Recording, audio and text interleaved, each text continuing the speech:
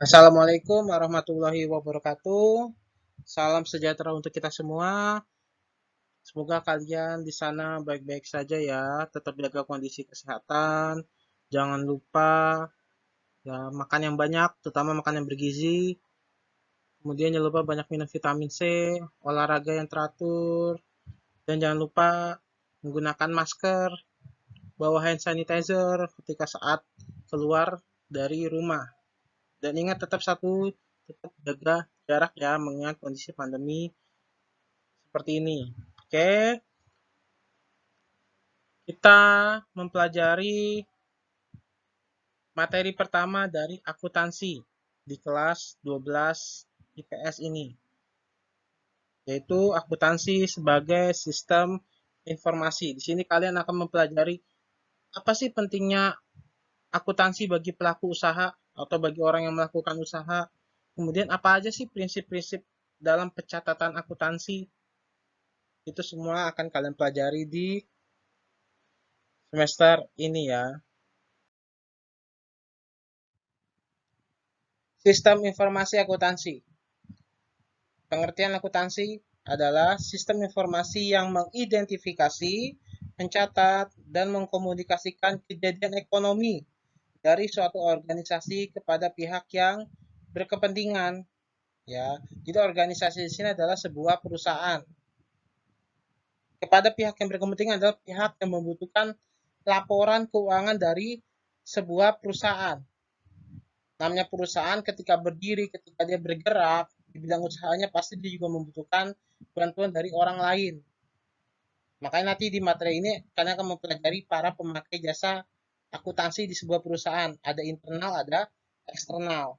Ya, sudah jelas ya, dalam sebuah perusahaan pasti memiliki laporan akuntansi yang bisa dipertanggungjawabkan baik kepada tim manajemennya yang ada di dalam maupun pada pihak luar yang membutuhkan laporan akuntansi.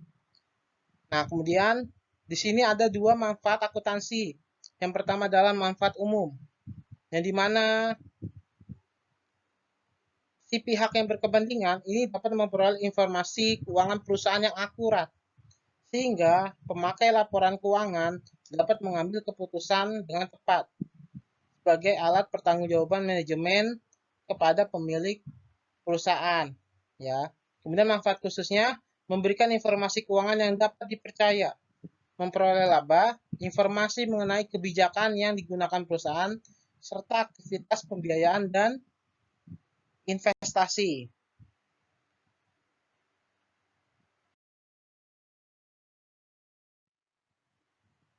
Siapakah pemakai sistem informasi akuntansi? Di sini ada dua ya, seperti yang tadi sudah saya bilang. Ada internal dan ada eksternal. Kalau internal berarti itu adalah dari dalam perusahaan tersebut. Sementara kalau eksternal itu berarti dari luar perusahaan. Nah, kita eh, pelajari satu persatu dulu. Yang pertama adalah pemakai internal. Pihak yang melakukan perencanaan, perorganisasian, pengarahan, dan pengendalian organisasi seperti manajemen pemasaran, kepala bagian produksi, dan direktur keuangan merupakan pemakai internal informasi akuntansi perusahaan. Ya, jadi sudah jelas ya. Jadi kalau pihak internal berarti ada pihak di dalam perusahaan tersebut. Nah, mereka ini bisa merumuskan, bisa mempertimbangkan langkah apa yang akan dilakukan oleh langkah apa yang dilakukan oleh perusahaan untuk tahun depan. Apakah merencanakan strategi baru atau mungkin tetap bertahan? Nah, mereka memutuskan itu berdasarkan laporan keuangan akuntansinya.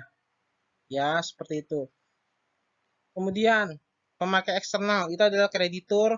Nah, kalau kreditur ini biasanya dari pihak bank ya, dari pihak bank. Jadi, bank ini harus tahu apakah si perusahaan ini mampu mengembalikan uang yang dipinjamkan oleh bank tersebut ya berdasarkan dari laporan akuntansinya. Jadi kalau misalnya laporan akuntansinya si pihak bank ini merasa wah bahwa perusahaan ini tidak bisa mengembalikan pinjaman, maka pihak bank yang sebagai kreditor ini tidak akan meminjamkan uangnya. Namun jika laporan akuntansinya bagus, baik, maka besar kemungkinan bank akan meminjamkan uangnya kepada perusahaan tersebut berdasarkan dari laporan akuntansinya, ya seperti itu.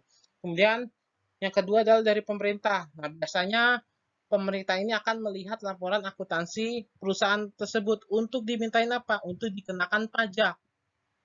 Jadi pemerintah akan memperhitungkan atau Ditjen Pajak itu akan memperhitungkan berapa besarnya pajak yang harus dibayarkan oleh perusahaan ini. Nah, itu mereka berdasarkan dari laporan akuntansi perusahaan tersebut. Ya. Kemudian calon investor. Nah, kalau calon investor ini sudah jelas ya, berarti orang-orang yang ingin menanamkan modalnya, ingin menanamkan sahamnya ke perusahaan tersebut. Nah, biasanya orang-orang ini pasti memiliki duit yang banyak dan tentu saja mereka tidak mau mereka menanamkan saham di perusahaan yang laporan keuangannya itu tidak bagus atau tidak baik atau dalam artian 3 tahun, 4 tahun cenderung rugi. Ya, seperti jadi kebanyakan calon investor pasti lebih memilih perusahaan yang perkembangan atau laporan akuntansinya itu bagus, ya selalu mendapatkan keuntungan. Ya, itu adalah dari calon investor. Kemudian dari pemasok atau supplier. Nah, kenapa pemasok atau supplier bahan baku dari sebuah perusahaan ini butuh laporan keuangan? Karena untuk mengetahui apakah si perusahaan ini mampu membayar ya barang-barang atau bahan baku yang akan disuplai oleh si pemasok ini. Jika kalau perusahaan ini awalnya ingin utang, nah biasa pemasok ini akan melihat apakah si perusahaan ini mampu membayar utang atas bahan baku atau barang-barang yang dipesan oleh si perusahaan tersebut. Kemudian yang kelima adalah pemilik atau pemegang saham. Nah, perusahaan ini biasanya itu kalau perusahaan yang belakangnya itu ada tulisan TBK atau terbuka, itu biasa perusahaan yang open publik dalam artian mereka tuh memberikan kebebasan bagi masyarakat untuk menanamkan saham di perusahaan tersebut. Tentu saja saham di perusahaan tersebut kan banyak. Anggap aja seperti ini. Jadi satu saham itu harganya 10.000. Nah, kalau misalnya, Pak, saya nanam saham 1 juta, berarti saya udah jadi pemilik saham. Memang kamu jadi pemilik saham, tapi kamu pemilik saham paling 0,0000 berapa persen. Kenapa? Karena biasa rata-rata kalau dia megang saham 10%, itu biasanya pasti lebih dari 1 juta lembar saham. Ya, atau minimal 500 atau 1 juta lembar saham. Nah, kamu bayangkan, 500.000 dikalikan dengan 10.000 saja berapa? Ya, seperti itu. Jadi makanya pemegang saham ini juga harus mengetahui laporan keuangan. Jadi biar mereka juga bisa memutuskan apakah menambah modal mereka di perusahaan tersebut atau tidak. Ya, seperti itu. Kemudian yang keenam adalah karyawan atau serikat pekerja. Kenapa karyawan juga? Karena dengan adanya laporan keuangan, maka karyawan bisa mengetahui nasib mereka di masa yang akan datang itu bagaimana. Kalau laporan keuangannya bagus, perusahaan karyawan tahu bahwa laporan keuangannya selalu untung, maka si karyawan ini akan merasa nyaman bekerja. Kenapa? Karena dia merasa kehidupan dia nanti ke depannya itu terjamin. Karena perusahaan ini selalu mengalami keuntungan. Kalau perusahaan mengalami kerugian, cenderung karyawan itu juga kerjanya juga kurang semangat. Kenapa? Karena takut was-was. Takutnya perusahaan ini semakin tahun rugi, yang ada nanti mereka bisa di PHK. Makanya laporan keuangan itu sangat penting bagi karyawan atau serikat pekerja. Biasanya sih karyawan itu tergabung dalam serikat pekerja, ya seperti itu. Kemudian yang terakhir adalah masyarakat. Nah, kenapa masyarakat tahu? Jadi masyarakat bisa sebenarnya sih masyarakat tidak terlalu butuh banget tentang laporan keuangan ya, karena kan memang mayoritas masyarakat Indonesia memang kan cenderung tidak mau tahu soal laporan keuangan. Tapi bagi beberapa masyarakat Indonesia yang cerdas, pasti dia tahu ya laporan keuangan akuntansi gunanya biar apa? Biar masyarakat bisa menilai apakah perusahaan ini bagus apa tidak. Ya, bisa dilihat kan dari produknya, bisa dilihat dari kualitas barangnya. Itu biasanya akan tercermin dari laporan keuangannya seperti itu.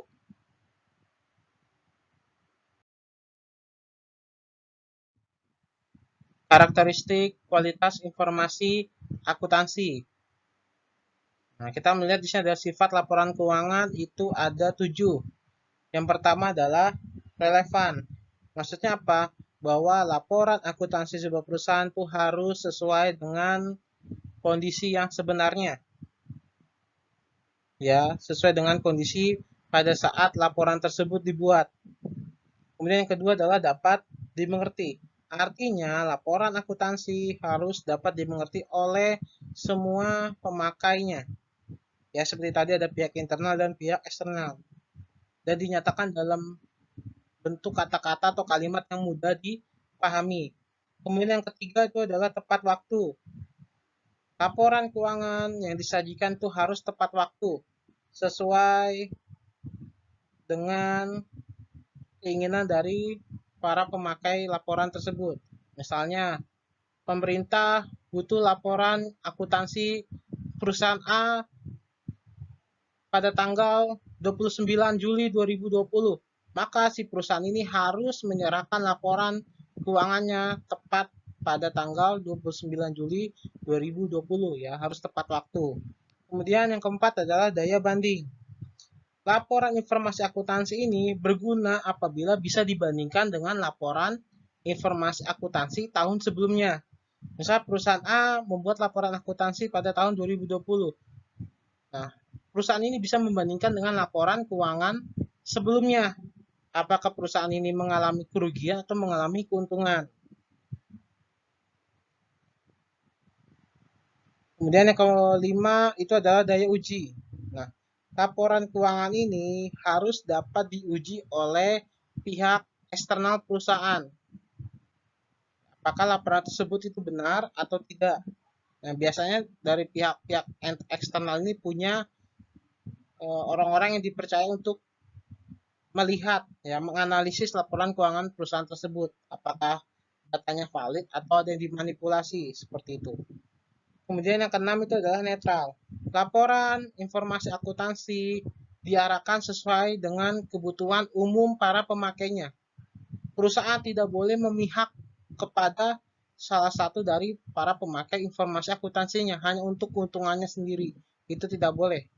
Karena laporan keuangan akuntansi sebuah perusahaan itu harus netral. Bisa dipergunakan oleh semua pihak yang membutuhkannya. Kemudian yang terakhir, yang ketujuh itu adalah lengkap. Laporan akuntansi dapat disajikan apabila sudah memenuhi semua unsur yang disebutkan tadi di atas. Relevan, dapat dimengerti, tepat waktu, daya banding, daya uji, netral.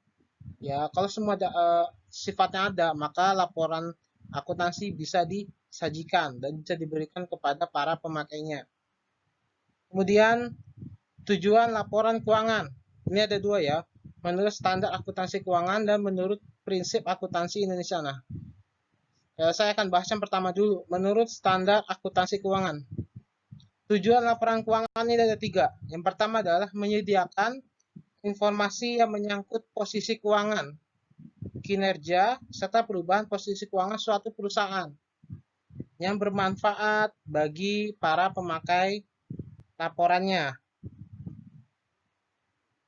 Kemudian kedua, laporan keuangan yang disusun untuk tujuan ini memenuhi kebutuhan bersama sebagian besar pemakai. Ketiga, laporan keuangan juga menunjukkan apa yang telah dilakukan manajemen atau pertanggungjawaban manajemen atas sumber daya yang dipercayakan kepadanya. Jadi sudah jelas ya, laporan keuangan ini bisa menjadi pertanggungjawaban bagi tim manajemen, apakah tim manajemen ini bekerja dengan baik atau tidak. Yaitu adalah tujuan menurut standar akuntansi keuangan.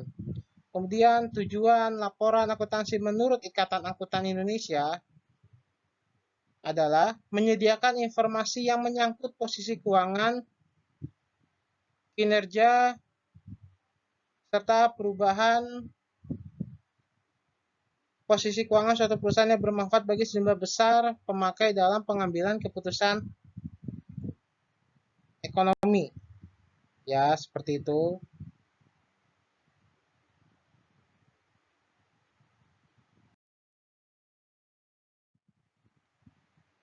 Bidang-bidang akuntansi ada 8. Yang pertama adalah akuntansi keuangan atau financial accounting. Ini sudah jelas ya bahwa bidang ini bergerak di bidang keuangan, mencatat segala macam transaksi keuangan. Kemudian yang kedua adalah akuntansi pemeriksaan atau auditing accounting. Nah, biasanya akuntansi ini bergerak di bidang pemeriksaan laporan keuangan sebuah perusahaan. Ya, jadi biasa dia akan diperintah atau dibayar oleh perusahaan lain atau si para pemakai informasi akuntansi dari pihak eksternal untuk menilai laporan keuangan perusahaan tersebut.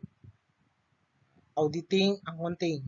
Kemudian yang ketiga adalah akuntansi biaya. Akuntansi yang bergerak di dalam laporan biaya yang dibutuhkan oleh si perusahaan tersebut.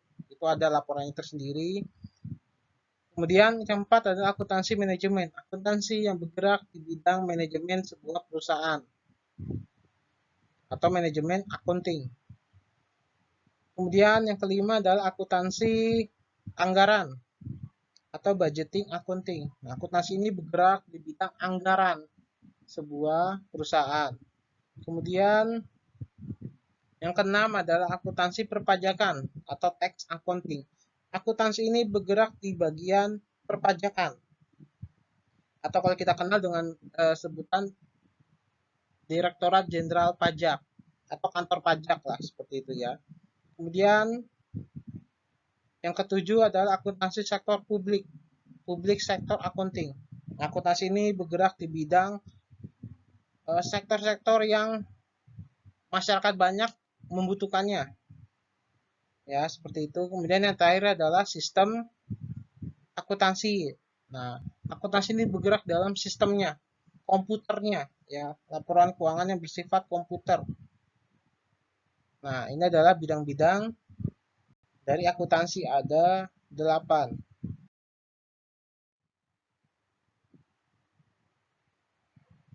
Sekian materi akuntansi sebagai sistem informasi di kelas 12 ini.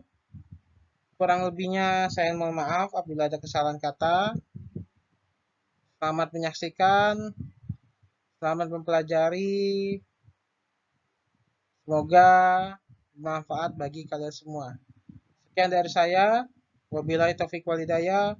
Wassalamualaikum warahmatullahi wabarakatuh.